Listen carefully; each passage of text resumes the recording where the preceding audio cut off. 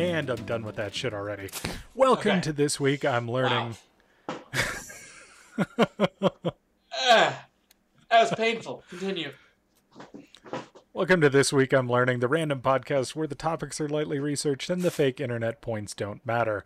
This is episode 19, recorded on October 19th, 2020, according to the Gregorian calendar, or Ophiuchus 9th of the year 4, if you're Asgardian. Maybe you should quickly tell our listeners what the fuck you're talking about, Brandon. That's the second week you've mentioned that. I know, because nobody asked last week. Because then nobody asked last week. Yeah, I thought it was a Thor thing, and then I had to edit a picture into it, and you're just creating extra work for me. So please explain. Excellent. Yes, I will explain. There you go. You don't even have to edit it in. Mjolnir held by Mjolnir. He's holding his own hammer. Tools holding tools. For our audio listeners, I'm giving Brandon the bird. It's not even drunk yet. No, seriously. This podcast seriously is love you, excellent. buddy. Yeah. Okay, so Asgardia is a space nation founded 4 years ago, hence year 4. Yeah, anyone can be a part of it if you are a member of any land-based, if you're a land-based citizen. So wait, that one guy who tried starting his island nation or his floating nation couldn't join it? He might be able to. I don't know. As long as he has the internet on his floating island nation. Okay. Yeah. Basically, it's right now still kind of an idea more than anything real, and it's like a social network for other nerds of different varieties. There's a lot of which we belong to almost all. Yeah. Yep. Honestly, if people are interested, it's actually a really cool, I guess, symbolic idea. Is what it kind of is right now. But yeah. So again, if you look at so the website is asgardia.space, and right on it, what is Asgardia? Asgardia is the first space nation, a unique international community of forward-looking people, a digital state with its own transparent economy, I swear I can read, focused on scientific progress in Earth and in space. Basically they're all about democracy, inclusivity, community, freedom, and exploration. There is currently 1,056,111 Asgardians as of this recording. So, actually make that 12 because I just clicked become an Asgardian. Boom. I thought you joined when we all looked at it like 4 years ago. Maybe he's no, because you guys are assholes and didn't tell me about it. Oh, maybe I swear we did. Well, I like their calendar because unlike the regular calendar where everything is just crazy and we have months with 29 days or 28 days or 30 days or 31 days, they are all sweet. Their calendar kind of lunar, is straight more lunar? normal. It's no, it wouldn't be straight lunar. It's 13 months evenly spaced out with 28 days. No, and then you year? have 2 extra days that are basically national holidays. And then like days between months, basically. Yeah, they fall after Copernicus. So each of the 13 months are labeled the 13 signs. So Aquarius, Pisces, Aries, Taurus, Gemini, Cancer, Leo, Virgo, Libra, Scorpio, Ophiuchus, Sagittarius, and Capricornus. And I'm probably murdering a pronunciation. Oh yeah, or two there. Definitely did not take Latin in high school. No, I took German. Did? Sprechen Sie Deutsch. Ophiuchus. Ophiuchus. I mean, I kind of got close. Yeah. But yeah, so if it's a 365-day year, you have one extra day. And if it's a, Leap year. weird, timey-wimey leap year, then you have an extra day duplicate. And yeah, you don't. Oh, those are just holidays. So you Don't get do 2 shit on those two. holidays. That's awesome. Yeah. Okay. All right. I'm down with that. Yeah. The only thing that is hard to wrap my head around is because we have kind of shifted off of it since the original inception of it. Today would be a Monday rather than a Thursday in the Asgardian calendar, because the first day of every year is a Sunday, period. So how many days are in a Yeah, week? So Oh, it's still On 7. the- It's still Oh, your okay. week starts on Sunday, ends on Saturday. But I don't like that simply because I am of the minority belief that the only correct calendar that we currently use was the one that we used in kindergarten because of the word weekend.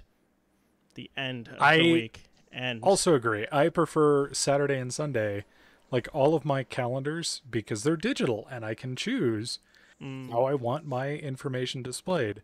I have Monday as the start of my week and then Saturday and Sunday at the end. Yeah, because like you said, week end. yeah, you're not like Saturday night like, oh man, it's the end of the week. I guess I'm gonna It's a new restart week. tomorrow. Yeah, nobody does Yeah. that.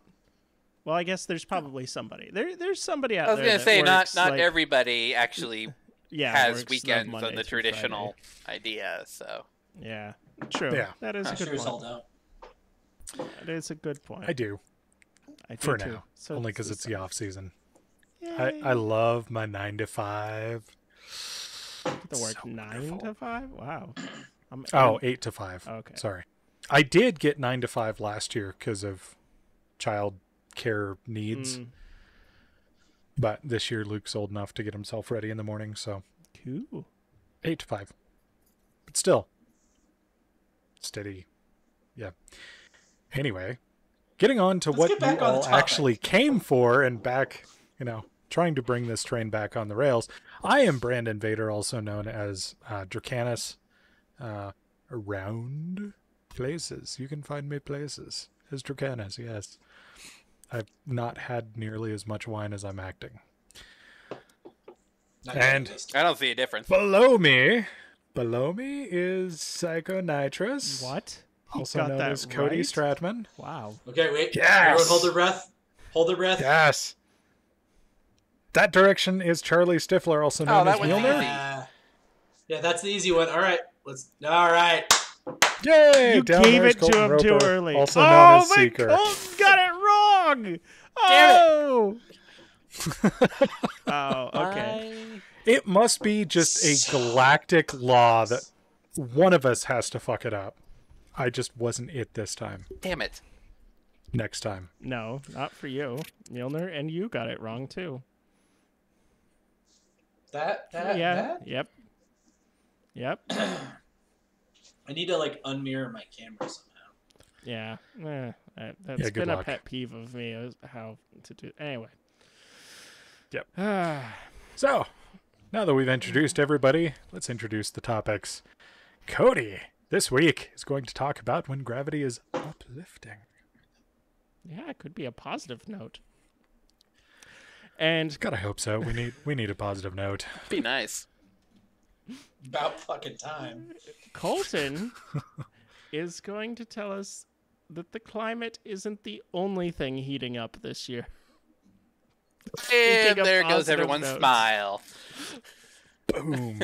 Hey, at least our podcast isn't a climate denier. I'll give us a clap for that one. I don't And believe we in do the not climate. believe in the flat Earth. Unless it's No flat Minecraft. Earth. It's a Then diagonal yes, Earth, Yes. Flat Earth and Minecraft. Who's to say? Triangular. We have never reached the end of Minecraft, and it has never looped around. Because I think I looked it up at one It point, is and it's flat. like It does not loop 12. around. Well, I know, but to hit an actual wall would require like 12 terabytes of storage use for the map on Minecraft. And several years at flying at max speed with God mode on. I'm sure you could probably create a script. Probably. Yeah, take it some time. Random YouTube videos that are like, look, I'm going to the end of the world in Minecraft, and it's a live stream just to get views. Like, yep. I'm going to fly this direction for the entire stream. 3 million views. Oh, you be sad. Delectable. It's like basically those YouTube videos are the buzzword of the YouTube world. So, Charlie is going to tell us, he's going to continue his series, part 3 of the scientific spookiness that is October. He told me. The Ovulus? Mm-hmm. Aha, spirit boxes and EVPs. Very nice. Yeah. Brandon will be telling us about Unreal automotive advances incoming. And Unreal. I know exactly what it is too. That's the best part. All right. Kill. Are these hints? Cody, start us off, please. So about 6 weeks ago, there were airplanes going into LAX, and they both saw the same thing. And they both reported, hey, there's a guy out the left side. It looks like a jetpack flying around. And they're like, what? And then the next plane basically reported the same thing. Otherwise, they were going to be like, all right, you're seeing crap. Well, it turns out like a day or two ago that another plane saw a jetpack flying around again. So they reported that. And this led me down a rabbit hole of like, wait, jetpacks? And there's a company called Gravity that builds these jetpacks now, and they sell them for about $440,000. So I'm sorry. Only. Yeah, only. What we make every week on the podcast. Yeah. And that information is about like 2 nice. years old. That was in their like promo video from 2018. So they might have gone down by now. Maybe it'll only be like 300,000 this time. For the price of just buy an aircraft and but jetpack helicopter. So this thing is pretty flaming death. But come on, it's you saw actually, the monster in your childhood. Just it's once. a great movie. Come on. I didn't see it. What? Wait, what movie is this? Get Off the Rocketeer. Yeah, I haven't seen it either. All right, we're stopping the podcast. You have to go watch it. All right, bye guys. We will start have a good again week. in a couple hours. Goodbye. See you next week. Just kidding. But so anyway, this thing looks pretty cool. And there's actually a different company that I don't know if they're making them, but one of them I saw was like the typical, it's a box on your back, and it has, nozzles that go down, and you control it via joysticks. This one that Gravity makes is actually, you have two mini jet engines on each arm that produce 22 kilograms of thrust, and they weigh under 2 kilograms per one. Sorry, I didn't get the measurement in freedom units, but it's still like that's actually 2.2 kilograms or 2.2 pounds per kilogram. So I mean, you're welcome. You've got like less than 10 pounds per arm that you're holding. So for that amount of thrust, for what, 60 pounds per arm of thrust at that, because 22 per somewhere in there. Yeah. I might correct myself later in editing. Who knows? Anyway, Colton, make a note if you want to. Anyway, like, no, I want the internet to know you got it wrong. Okay, I got it wrong. Math, not my strong suit. Anyway, so you also have the backpack too. So they actually tried individual foot packs at first, and then they found out that that was a terrible idea. Because when it's too close to the ground, it was actually creating like pits in concrete because of the thrust of it. Where if it's far away, they said that, you know, if it's far away from whatever you're doing, just like a foot or so, that it would only like singe the upper layer of like some of the fabric that they were using. So it wasn't that bad. But since it was on their feet and right next to the ground, it was actually causing quite a bit of damage. And also, when you lose your foothold on the ground, human nature is you kind of want to scramble a bit to go, wait, where's the ground? I need to regain my footing. So that was also causing them some issues. So they opted instead to actually create a backpack for it. So they merged the two engines into one bigger engine, and it does use jet fuel. And they were explaining that, I didn't know this, that jet fuel actually has a lot of the similar properties as diesel. It's not going to just explode like gasoline tends to. It's actually more of a... It needs compression. Yeah. So it's a lot safer. Kerosene based. And this thing can do... So one of the videos I watched, again, about 2 years old, said that they run it at 35 miles an hour, and that was for the human element in it, not necessarily because that was the top speed. And a recent promo video that I saw for it said that it's more like 85 miles an hour. So that's cool. And they were going around. What's the duration? That's kind of about the same amount of time that I get in my freestyle drone. So like 5 to 10 minutes. But that's still a lot of travel in 5 to 10 minutes for like 5 liters of fuel. So right. Yeah, that's not really a bad deal for right now. They said that they're going to try and work on electric versions of that. The issue that I foresee is weight. When you start getting into the electric side, you have to have heavier batteries, and then that takes... You with basically current technology. Yeah, with current technology, because there's a lot that can be done in the future as soon as we just get some diamond batteries and we're good. Nano diamond. Yeah, nano diamond batteries, or what was the hydrogen fuel that we were talking about the other day too, that Airbus wants to use for their aircraft. So you get some of that. Now, I actually saw a story about these jetpacks, and they are trialing it with a paramedic in the Scottish Highlands, trying to decrease response times because of, the Highlands, they're varying levels and they cut across. Are you saying they're like bridges across land them. up high? You have to go up and down them. It's bad. But so a 2 or 3 mile as the crow flies is like a 20-minute response. So being able to jump that basically and get life-saving interventions underway while the guys with the ambulance are still on the way. Sign me up. Yeah, I could see that as a huge advantage in Alaska too. Small plane crashes potentially. It depends on how far away. Like they'd have to have one in every village basically.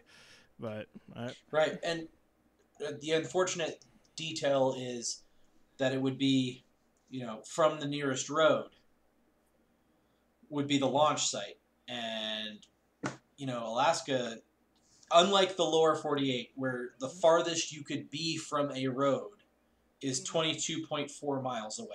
Yeah. That's the farthest you can be from a road in the United States, lower 48.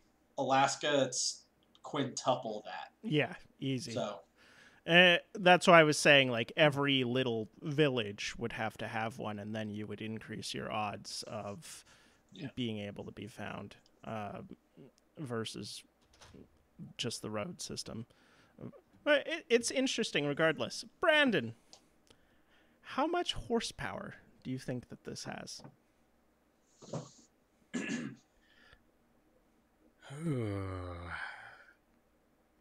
I know there's a formula to work out kilograms of thrust to horsepower, but just 210. 1,050. Woohoo! Woo! Yeah. Whoa. So basically, it would be like the equivalent of a really big muscle car engine on your back flying around. Wow. So that's pretty cool. So maybe the expense is there right now, but like I said, like we're talking about, batteries and different propulsion methods.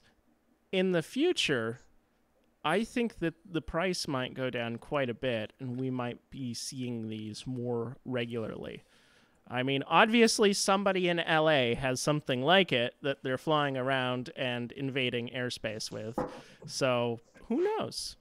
And I don't know if this is the one that they're using in LA, but it started me on this topic, and I was like, all right, what's a better topic for 2020, the year of misery, than jetpacks are just around the corner?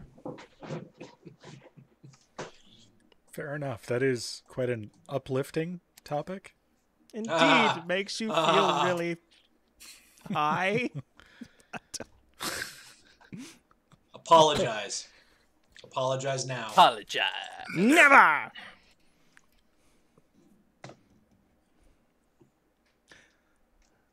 So I believe that it's Colton's turn to tell us about something I forgot. Other already. hot things? Yes. Besides the climate. Other hot things besides the climate, since we now have jet engines.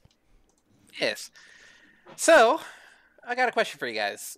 As far as you know, what are the commonly known, like, holy grails of scientific discovery? If that makes any sense when I'm asking. What? I mean, are you talking like string theory? Yeah, that's what I was going to mention. Relativity. Yeah, so like the theory of everything in physics, the warp drive in space travel, like shit like that. Room temperature fusion, room temperature superconductor. That second one that you mentioned, Charlie, is quite interesting. Because I was actually reading an article from IFL Science, which is thank you. fucking amazing. I fucking love science. Yes, you caught it. You guessed it. Tell him what he won. Nothing. He gets to listen to me. No internet points. Exactly. He won 9,000. You got 5 internet points. Oh. Yay! So as Charlie said, 9,000. So it's kind of interesting. Scientists have actually created a room temperature superconductor. Actually, even like I think it just got published today in Nature magazine. It got published like literally yesterday, I guess at this point, the 14th. So pretty big fucking deal. Since generally normal superconductors, the lowest temperature that they actually achieved to actually work was around negative 110 degrees Celsius. So warmest temperature. The warmest temperature. Generally, a superconductor is a material that achieves 100% electrical conductivity without any loss or any inefficiency due to heat. In a traditional superconductor, the atoms are cooled to near absolute zero, which is like negative 459 degrees Fahrenheit, or 0 Kelvin for scientists. This causes the electrons of the atoms to essentially stop vibrating, which means if any electricity is actually passed between the atoms, it's highly efficient. There's no loss due to vibration or anything like that. So pretty big ideal for scientists to eventually create. But this new one they created and that they recently published is actually a little bit different than that. Instead of dropping the temperature of the material to super low temperatures, which is highly inefficient in the long run, they actually use intense amounts of pressure to actually control the environments that the material is in, to actually allow it to behave like a superconductor. So it's technically not a traditional one, but it has the same properties of a superconductor. So the temperature that they were actually able to achieve was, or was it, about 15 degrees Celsius, which is 59 degrees Fahrenheit. So they were able to prove, again, this is all preliminary, but they were able to show that any electrical conductivity was 100% efficient at this point, which, again, big fucking deal. So generally... Oh, go ahead. Why don't you tell the audience and refresh even me too? What's the big deal about superconductors? Well, actually, there's a lot of potential uses for superconductors. Telecommunications is actually something that they're actually using superconductors in. I think Verizon, in some of their cell towers, actually uses not a true superconductor, but they super cool some material to like 5 degrees Kelvin, pretty super cold, but they actually are able to, again, make more efficient information transmission in this case. Superconductors can also be used for drug analysis, power transmission. So theoretically, you could actually beam electricity through the air through a medium at some point, which is pretty futuristic. Highly detailed medical imaging is another potential use for it, due to the fact that obviously the atoms themselves are not vibrating anymore. They actually can get super clear pictures of, well, MRI machines and stuff like that. And for the things that we're really interested in, they can actually be used to make more powerful, more efficient computers in general. Since the number one detriment to any computer is, in fact, heat, basically, if you're able to use a material that is able to, I guess, conduct electricity without any heat production, that means the actual transistors can get a little bit smaller. They can pack more into a certain area, which means faster compute times and all around cooler science. So, however, you would have to create a pressure chamber for your computer. That's the problem with this particular superconductor, because even though it's technically more efficient with what they've done compared to the past, it's easier to create a high pressure situation than a low temperature situation. But it's still commercially it's not really viable, obviously, at this point, due to the fact you'd have to have that high pressure. But another thing that's really cool is this particular superconductor is also the first one where they've used 3 separate components. I think it was hydrogen sulfide and like lacanthium or something, some weird little metalloid thing we don't really care about. But the big deal of that is the fact that, who knows? But the big deal of that is that by creating materials that have more components, that means in the real world they can have more uses. If that makes any sense. So like, the first type of superconductor of this type that they built was around 2015, when they were able to get the temperature up to like -70, which again is pretty impressive.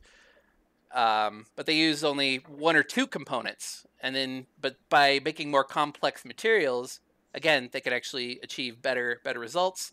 And in the end, if and when this material is actually commercially viable, it could have more uses in the real world, because, well, depending on the situation that you're using it for, a superconductor that you put into a computer could theoretically be different than a superconductor that you use in telecommunications or whatever. So, again, it's highly cutting edge stuff. Like I said, they just published it yesterday, so they still need to do a whole bunch of extra research and scientific mumbo jumbo, and they have to recreate it, of course, because that's what scientists do. But the future itself, it looks pretty bright. You can combine the superconductor with the diamond battery or anything like that. The sky's the limit of what the future could hold if we happen to get that far. So, yeah. All right, so if you have this information, what kind of pressures are we talking? Are we talking like a couple atmospheres? Are we talking like higher than a compressed air cylinder? Or creating those diamonds? Well, the numbers that I have found that they used to create this particular superconductor is, I think it was 2.6 million atmospheres. Yeah, so yeah, that's the caveat. Yeah, that's the problem. Mariana's Trench. Yeah, so No, they're way worse like than that. 4,000 Marianas Trenches deep. Yeah.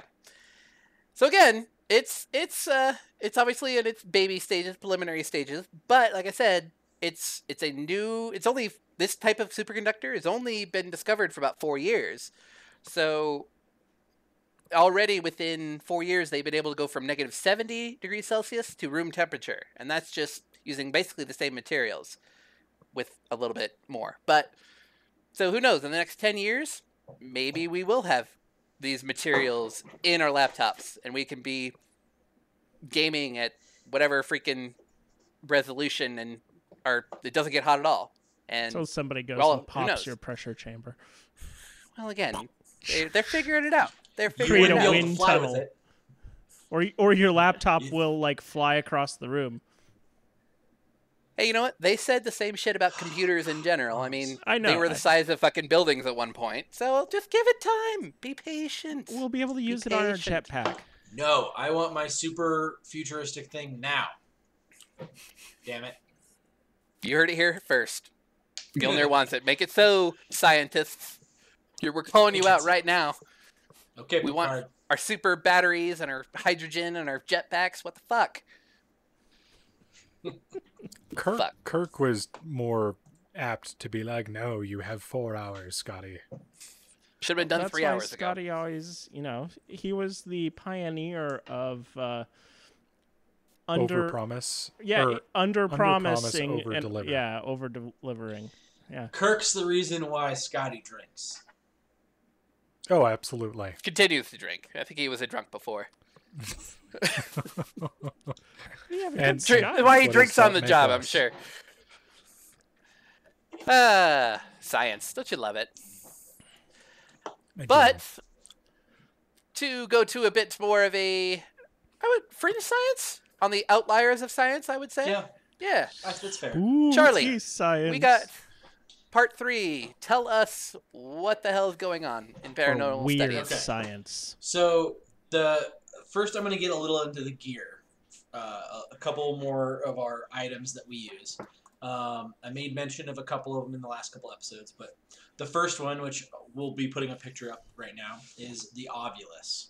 And this is a device that has basically an RF antenna, and it has a pre-programmed database of words, and when the antenna is activated in a specific way, it spits out a word.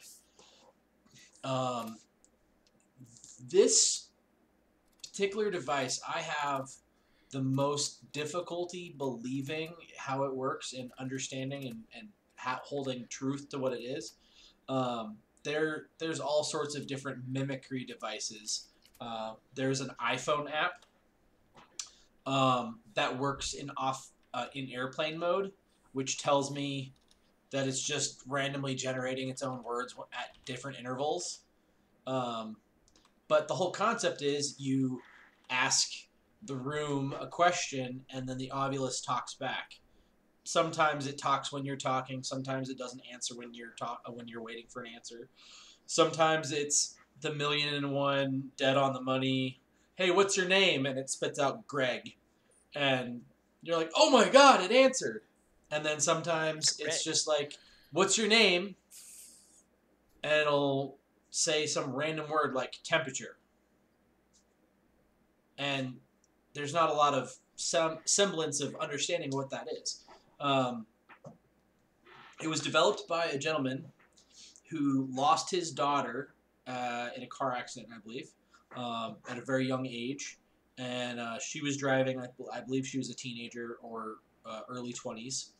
And he created the device in a way to communicate with her. She was a very active, in his opinion, a very active haunting into the house. And so he just dove headlong into the science of how to communicate with the other side and created the Ovulus and a couple of the other devices that I'll talk about either tonight or in other episodes. I think we're up to the Ovilus 5 right now, which just increases the sensitivity and the number of words in the database. And for the most part, it's in English, but I believe that the newer ones have some non-English words in it. So that's one of the interesting toys. Like I said, I don't put a lot of stock in it because there's too much of a what if it's just randomly spitting out words at intervals, and like, is it truly being activated by an entity or something in the environment? That's not a question that I have answered personally. I'm sure that there's other ghost hunters out there that'll crucify me for that one and call me a naysayer, but I'm very much of the mind that you have to prove it to me in order for me to believe it, and it just hasn't happened yet. The next tool that we use is the Spirit Box. I made mention of it last week. It cycles through FM channels and AM channels very fast. I'm talking like 10 channels a second, sometimes as slow as 5 channels a second. And to get out an entire syllable, let alone a whole word, in that time is very difficult. So the concept is you're creating this static environment to allow a spirit to reach through and try to communicate using the FM AM band, which I'm not sure how a ghost would be able to tap into that and speak through that. But I believe this one because I've had conversations with it. One of the interesting ways to do these kind of investigations, and I did this specifically in the Villisca Axe Murder House, which I'll talk about that in a moment, but we do occasionally double-blind interviews. So what we'll do is we'll have one person who we're going to designate as the listener, and then everyone else is asking questions of the room. The listener will wear a blindfold and will wear headphones listening to a spirit box or some sort of device to block out any input from anybody else. It's nice and loud. It's white noise. It's kind of disorienting. But they're the only ones listening to the box. And it is up to them to determine and interpret what they're hearing. And if it's nonsensical, they don't say anything. But the group will speak at them and ask questions, and they cannot hear the questions to influence what they hear on the spirit box. So in the Villisca Axe Murder House, which I'll talk about in a moment, I did this a couple times, and several of our team members did this as well. It got some mixed results. It wasn't fantastic, but there were some sensible answers to questions asked that were polysyllabic and over a couple seconds. So a little bit more believable to me because I experienced it myself. But we'll do these double-blind studies, and we'll have one group in the room with an audio recording, and the digital voice recorder we'll put up on the screen right now. We'll have them asking questions, and then we will get something, and then we'll play it for somebody else, but we'll only play what the entity is saying and not our question about what they're answering to, basically. And if that person can extrapolate words or sounds or ideas and then finds out what the question was, it's not a leading question anymore. It's not like, oh, he definitely said, yeah, the one on the corner, when I was asking about what in this room is yours. It's, oh yeah, that thing right there. That totally makes sense. If I can completely in the blind say, oh, he said black pajamas, and I don't know what the question was, then that lends a lot more validity to what evidence we've got. It's not influenced. It's not shown on the screen with subtitles. It's leave it to your own impression to figure out. So kind of getting into one of my favorite investigations I've ever done. Did it not this summer, but the summer before last. We went to Iowa for a 3-day investigation. We investigated Malvern Manor, which is a former nursing home, group home, and is very haunted now. We investigated Farrar Elementary, which is the first schoolhouse in the state of Iowa to have electricity, and it has stood empty for about 13 years or maybe 17 years at this point. Very haunted, very spooky. One of the most magnificent games of Cards Against Humanity I have ever played happened in the library, trying to provoke a very stern entity into acting out. And then a stern entity, like a teacher entity? Like a librarian. Oh, Jesus. A librarian. And it was fantastic. And I was fortunate enough to tie for worst human being that night. So it was fantastic.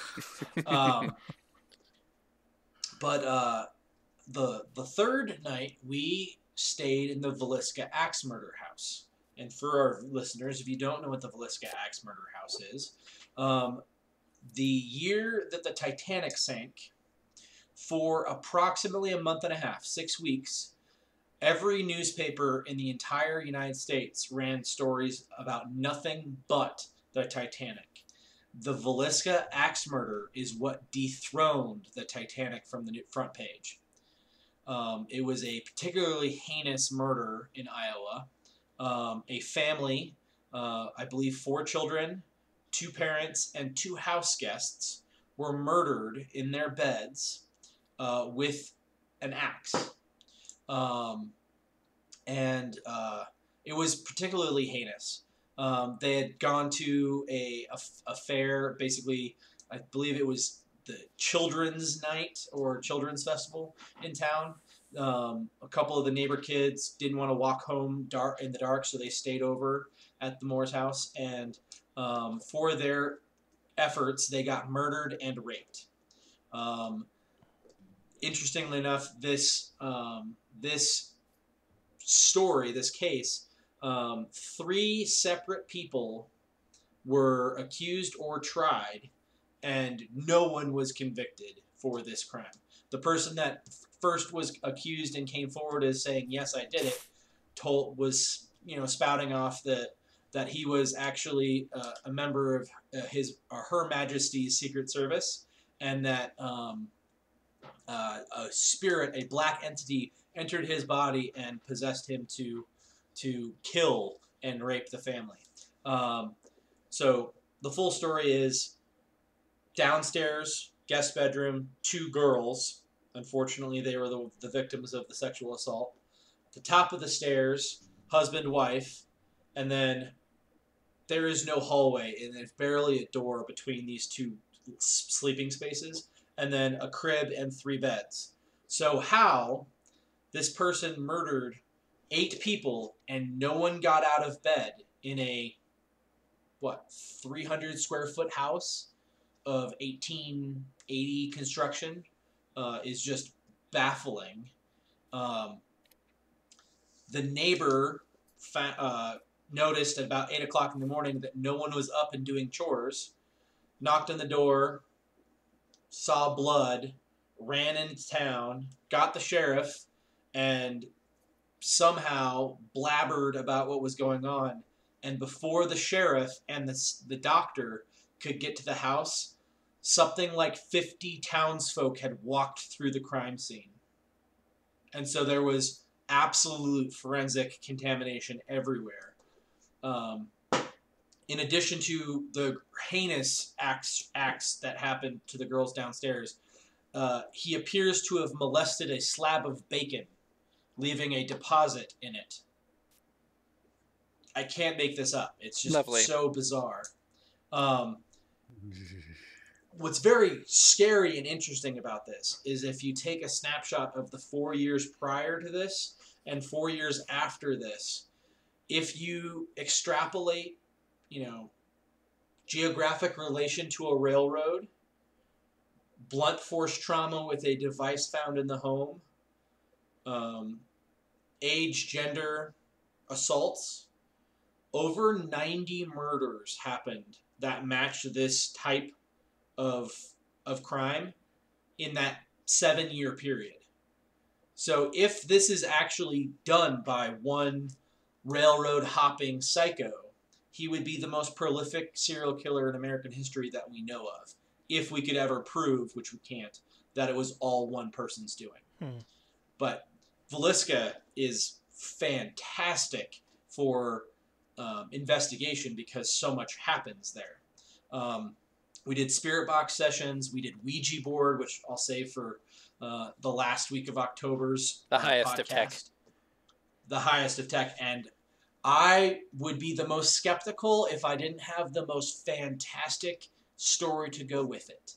And that'll fish hook you into coming back and listening to the last week of October's podcast. When we were investigating Villisca, and this is something that we do in all of our investigations if we've got enough time, is if we're in a particularly famous place, we will watch whatever paranormal TV shows are about that location to kind of get us in the mood and spice things up. And sometimes hearing the retelling of the story in a like theatrical mode stirs shit up. And we were sitting in the living room at the Villisca Axe Murder House. It was very close to the end of the investigation, and we had watched one episode of another show already. We were in the middle of watching one, and unfortunately, my team leader, Richard, makes a comment about how full of shit one of these hosts is. And then right afterwards, a dog barks right outside the door, like right outside the window in front of which we're sitting. And without missing a beat, Jason, Fallon, and I jump up, go out the house, and go opposite directions. Not only is there not a dog anywhere to be seen, there is a cat next door, like just chilling. So if there had been a dog, there sure as hell wouldn't be a cat. And if there was a cat, there sure as hell the dog would not leave. Okay, it would be chasing the cat. And we were out there in like 4-5 seconds, and there was no sign of this dog at all. So that's the weirdest thing that happened that night, unfortunately. Other members of the team were so inclined to lock themselves in the attic room, which is suspected to be where the murderer was hiding when the family returned home. There is the 2 bedrooms and the like little hallway thing, and across from it is an attic, and I can show some pictures of the attic here. It's a very small space, not a very fun space to be in. And my team, there was 5 of us that night, and 4 of the other members locked themselves in the house. So we put them in the attic, we closed the front door and locked it from the outside with a bar so they can't get out. And they were doing very aggressive provoking, trying to talk to the son of a bitch that did this to the family. And I was not willing to do that because of a story that had happened in the house. And this is where I'll close. Someone else investigating the house, his parents actually got him the night in the house as a birthday gift. He was a Second Amendment kind of guy and knew that he couldn't carry his gun from Wisconsin to Iowa, and so had left that at home, but instead carried a gigantic buck knife. He was laying in the downstairs bedroom where the 2 girls were molested, and he felt a black apparition enter his body and take control, and he stabbed himself several times in the chest. He was flight for life to a local hospital and barely survived. Absolutely barely survived. And I'm not saying that that's not real. I am saying that I am just enough of a believer that I didn't want to put myself in a vulnerable position to be the next victim of that. Not me. Nope. I know my limits. I don't leave me in a house like that, and sure as hell don't leave me in a place with weapons. Absolutely not. No. So, episode 3, Spooky Science. There you go, guys. Brandon. Yeah, that is please. Fucked up. Please tell me about the Unreal Engine upgrades for automotive. Unreal. Okay, so has anyone seen the little teaser trailer for GM's new super truck that's an EV? No. Mm-mm. It's a Hummer. It's a What? Hummer truck EV. Why? So the H3? H4. It is. There's only a teaser video out. There's no real information on duration, battery size, speed, nothing. There's no information. A 2-foot wall. Can it transform into an Autobot? Roll out. Probably not. Roll out. But one of the things that I did find was that the infotainment system is going to be run on the Epic Games Unreal Engine. I remember, So like, I was right, but I was all wrong. I remember reading, like, I didn't read the article, but I remember seeing a title about Fortnite, Epic Games, and GMC, I think. So it's banned from the App Store. I should read that later. And the Google Play Store. No. But it works. The Unreal Engine. Unreal Engine is not. The Unreal Engine is not. Through court order, it is not able to be pulled off because too many other it's just applications use it. It's just Fortnite. Yeah, just Fortnite. So apparently the infotainment system of the Hummer EV is going to be powered by What? By Unreal Engine. And they show some like very interesting prototypes that are for a car, like a 2-door. Honestly, it looks like a bastard love child between Aston Martin and Mercedes-Benz. But that's what they used for like the in-game in-game, basically. The infotainment system, and they're sitting there able to like dynamically move gauges and stuff and like spin the car around, zoom in, zoom out. So I mean, there's some really interesting things that it can do, and it goes on. There's a quick little interview with two of the people from Epic Games, and their entire job is to work on human interface devices that use an embedded version of Unreal Engine to create these dynamic, fluid graphics. So I thought that was pretty cool. So today I've actually got like 3 short topics because I was too busy at work today to do any real research, even the light research that I normally do. Extra light. Yeah, so I was actually given that one just about GM's new super truck that's electric from my dad. I wonder if it's going to be... Him and I were talking. I was wondering if it's going to be more like that vehicle that Top Gear strapped C4 to, the Marauder. I mean, it doesn't...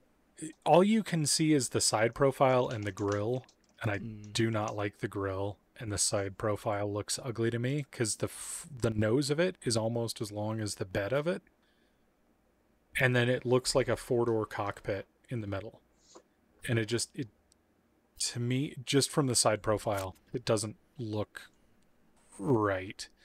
Okay. But apparently next week they're gonna have like a 6-minute long ad on TV, and that's a long ad. I'm show it. Quite excited to see an ad now. That's a long ass ad. Wish I had. Or no, sorry.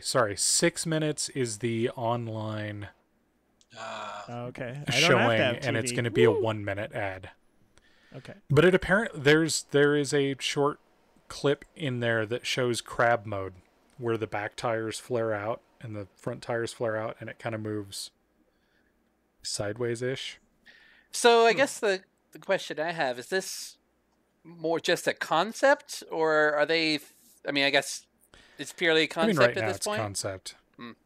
from what I understand right now, it's a concept, but I would not be surprised if it's going to be pretty close to what the production model is. Because remember, they kind of did this with the Camaro too, when they brought it back in 2010. They had a concept and they stuck really close to that concept when they actually released it. So I would imagine that's going to be the same thing. But I guess it's utilizing their new Ultrium lithium-ion batteries. So October 20th at 8 p.m. Eastern Time, there's going to be a special live stream event. Ooh. So. Hell yeah. Cool. You can watch it while you play Fortnite. Yeah. Got a floss in a truck now. It's interesting in the fact that it's an EV, but that's about it. The only Hummer I want is the actual like military Humvee. Yeah. Not the H2 or H3. Or the Marauder. Socially distance on top of the enemy's car. Yeah, just you have to open the door to get your cup of coffee. The Marauder. Okay, so that was the topic from my dad. Okay. My son also suggested a topic. Getting topics from other Shout out to people. Luke. Yeah, shout out to Luke. That's two topics for him. Yeah, I know. Lamborghini go-kart. Whoa. Hell yeah. I love everything you just said. A $1.3 million go-kart. No, it's actually almost affordable. Like, you could actually, like, any one of us could legitimately just save up a little bit or not upgrade our PC next year and be like, I have a Lamborghini in the garage. How much? It's a go-kart, but it's a Lamborghini. Okay, how much? $1,500. Oh. Why are they building a go-kart now? How fast does it go? 25 miles an hour. It has a range of approximately 15 miles. And yeah, it can drift around corners. My neighbors I guess the supercar business is hurting right now. Yeah. Well, yeah. So it's actually made by Ninebot, but it's a Lamborghini edition. It has the Superleggera rear wing and chin splitter, an F1 inspired steering wheel, functional digital speedometer, and red stripe center for the added racer vibe. And it has a 4-speaker sound system that you can either play music through like Bluetooth, or it can emulate the roar of your favorite V8 or V12 from Lamborghini. Why not? Why not? Fuck it. Wow. So here's the only thing about this that just hurts. I am 6'6", 270 pounds. Sad. It has a maximum weight rating of 220 pounds. You have to start swimming, Brandon. Man, I think I don't even think that would help. Weight. I think all of us need to lose weight. Yeah. I wouldn't be able to do it. Gotta go. All back of us on would that need to ride. lose weight, and I would need to lose like half of my shin, probably. What's that character? Small price to pay, frankly. Yeah. Hey, that could be your getting around the base of the resort. Oh, or that joke on not the joke, the riddle on Facebook that it's like, how many legs are there's like 20 cows on a bed and there's like 40 geese on the bed, and then it's like, how many legs are touching the floor? And really the answer is, well, no. Oh, it's not 4 for the bed. Yeah, 4 for the bed. If it's a 4-post bed. Yeah, and there's so many things wrong with these things because they're always like, got ya with something else. Like there was an armoire that you neglected, because of course every bedroom has an armoire. There's no real right answer to those. Sorry, we've gone off the rails again because our train hovers here. It's like the Back to the Future train. Remember, those are for like children. No, they're not. They are not. Yeah, they're. No. Yes, they are. Most of the time, I see my like 50-year-old like people posting those things. They are not for children, and they will always Just get you. because you're 50 years old doesn't mean you're not a child, Cody. There was one that was like. Actually, that was like, it's 2 a.m. and you're making yourself a peanut butter and jelly sandwich, and somebody knocks on the door and you open the door, or somebody knocks on the door. What do you open first? And your eyes. No, not your eyes. Yeah, your eyes, because you had to wake up. No, you didn't. Some people are awake at 2 a.m.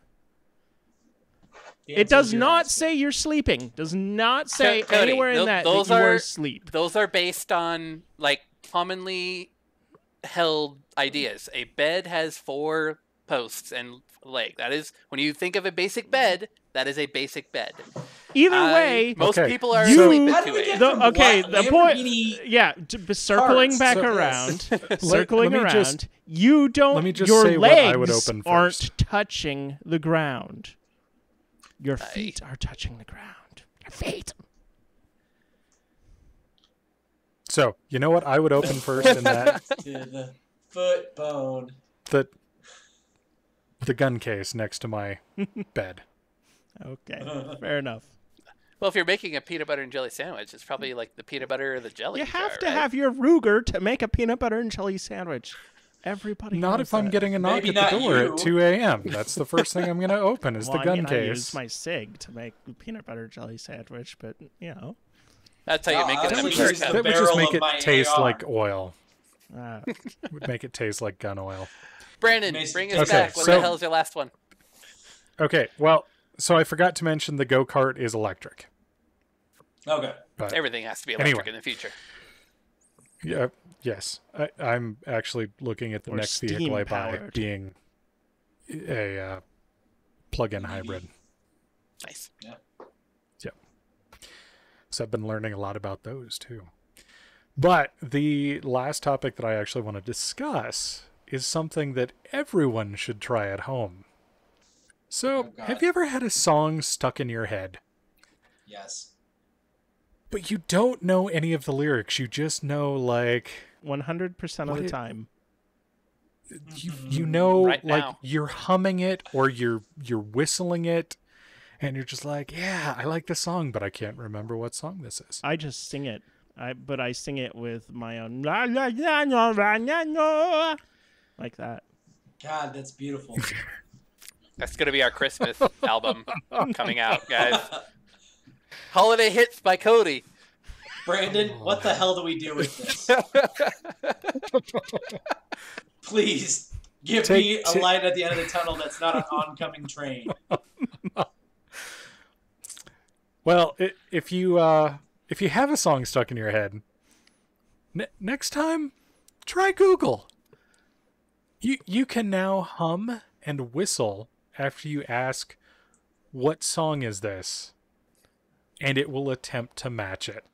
Okay, there is a song that is so fucking cool. I've wanted to know that they go, zaga, zaga, zaga, ziggy, ziggy, zug, zug, and I don't know what song that is, and I've been trying to figure out that song for the last, 10 years.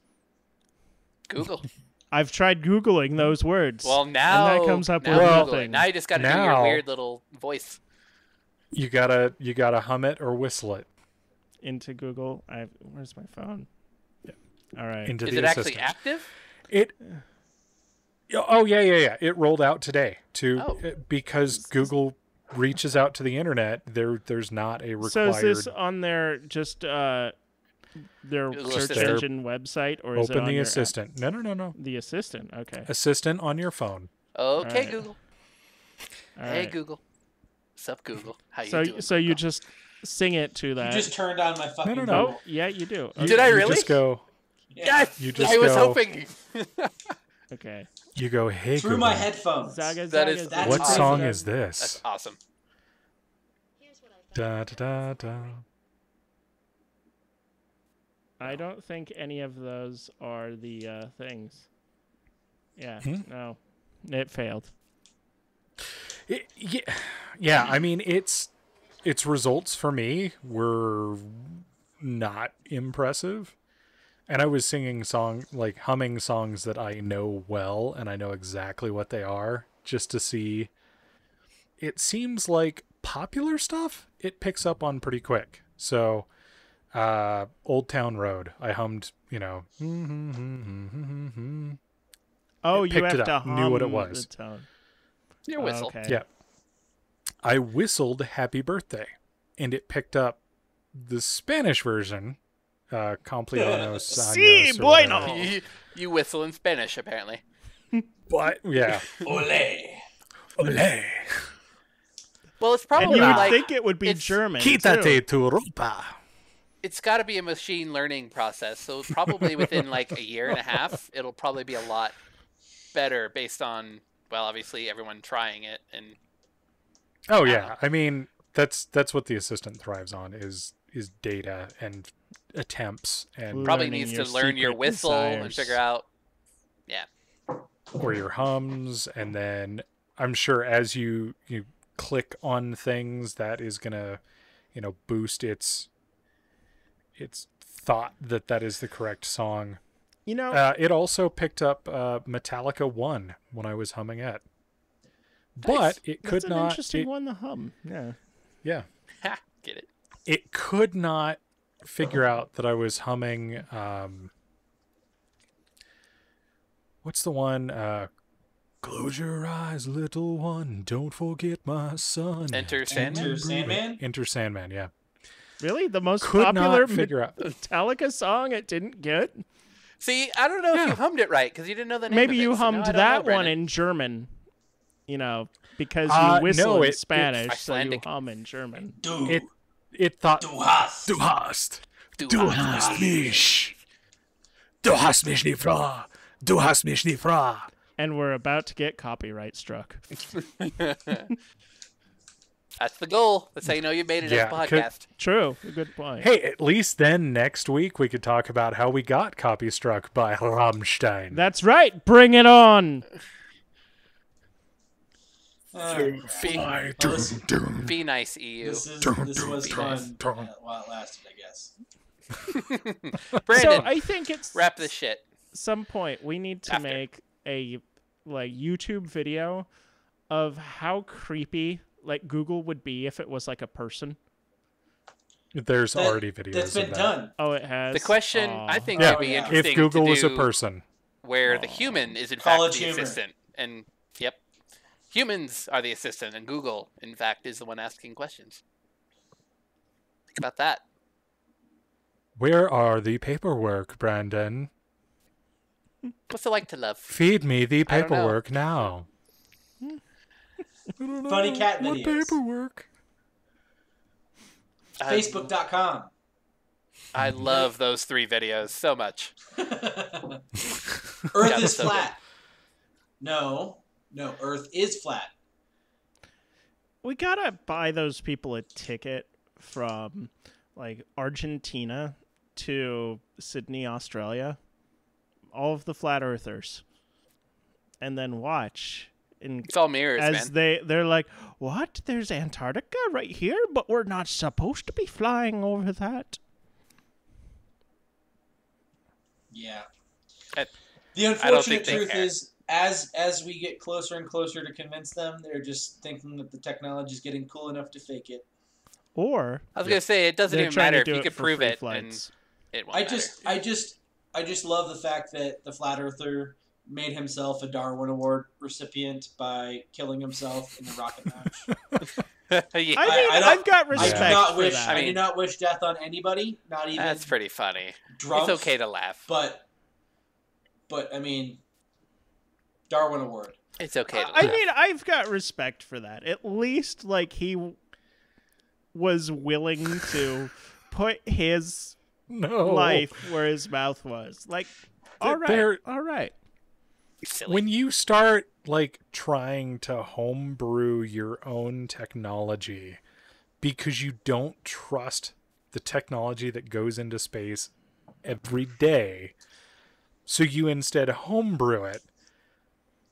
That tells me that you are so far gone societally that you can't even look at their documents and be like, hey, this actually kind of hey, this is how rockets work. This is how this works. Like, hey, maybe this is actually a real thing. Hey, let me shoot a GoPro up rather than myself. That's GoPro is the technology of the enemy. Come on. Then get the Chinese knockoff.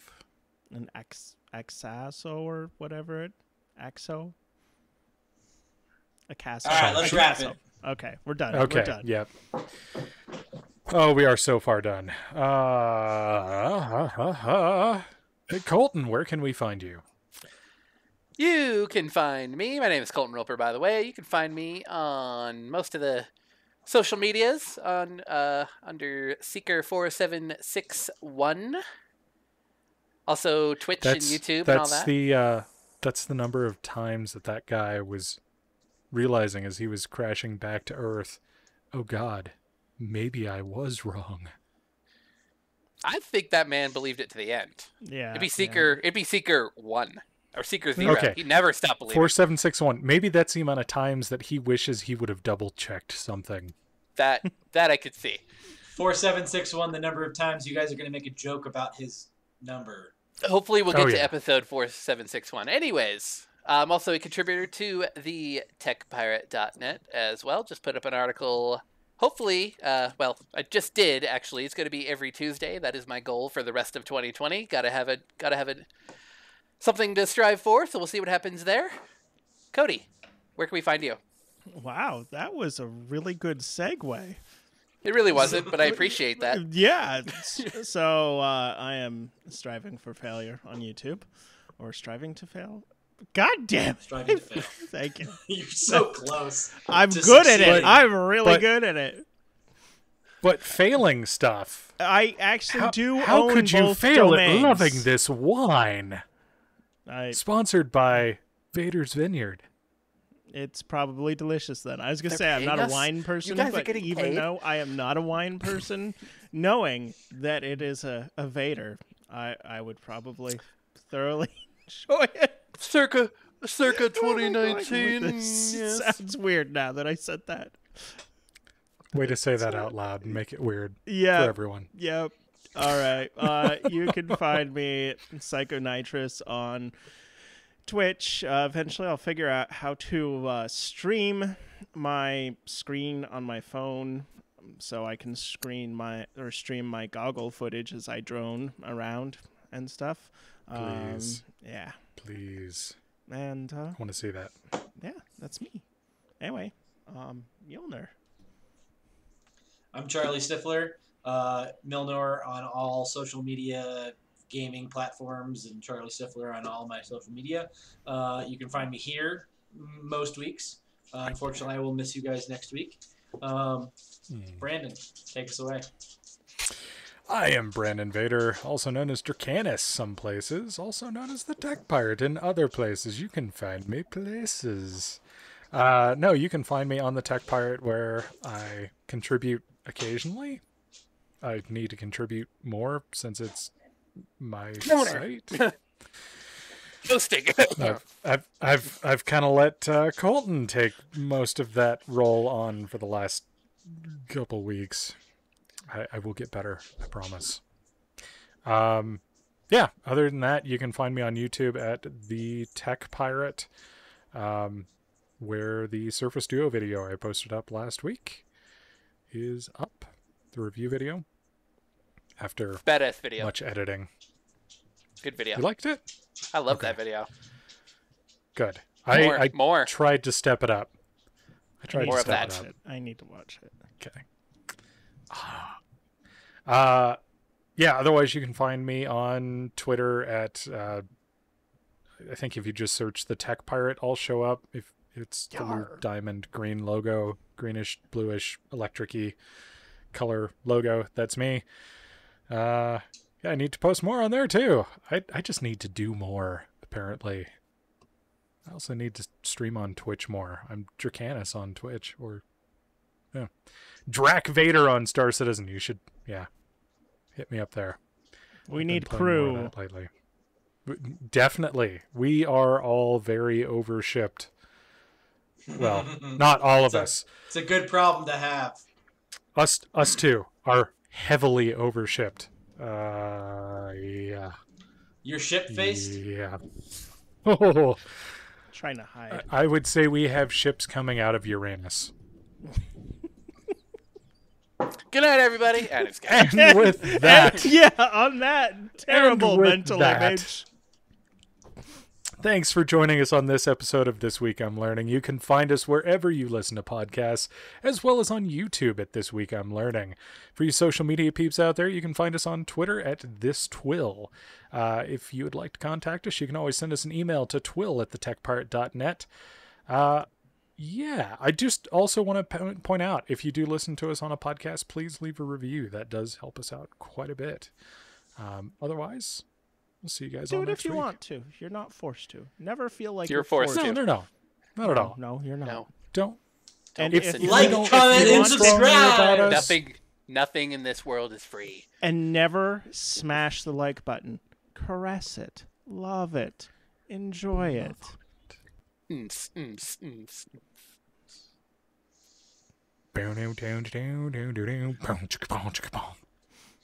See, what you should do is Google that, whatever that fucking song is. Does any of us know enough of it to actually? Because you have to do it for like. If you know it, I thought that was like 3 different songs. At least. Well, I mean, here's the problem. You would have to know at least 10 to 15 seconds of that song, and honestly, nobody makes it past about 5 seconds, right? Or is that just me? Brandon. I don't even know what song we're talking about, so I'm not Google. Oh, Brandon, you poor soul.